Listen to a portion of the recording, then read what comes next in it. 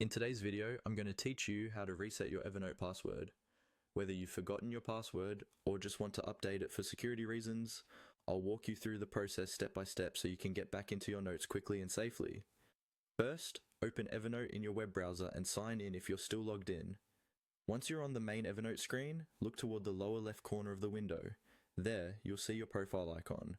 This might be your photo, your initials, or a generic avatar, depending on how your account is set up. Go ahead and click on that profile icon to open your account menu. When the menu appears, look for the option labeled Account Info and click on it.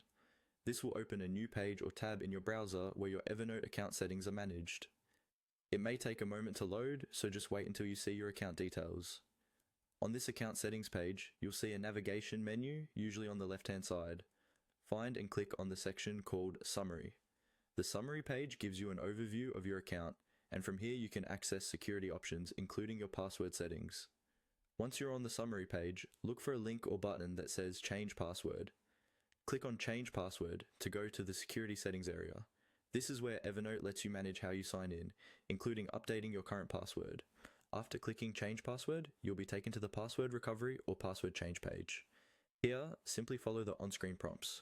Typically, you'll be asked to confirm your current password if you're logged in, and then enter a new password and confirm it. If you've completely forgotten your password and can't sign in at all, Evernote may guide you through entering your email address so they can send you a password reset link. Make sure your new password is strong and unique.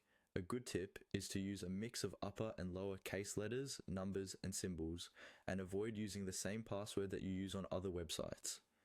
After you've filled in all required fields, confirm or save your changes. Once you've completed the prompts, your Evernote password will be updated. The next time you log in, just use your new password and you're all set.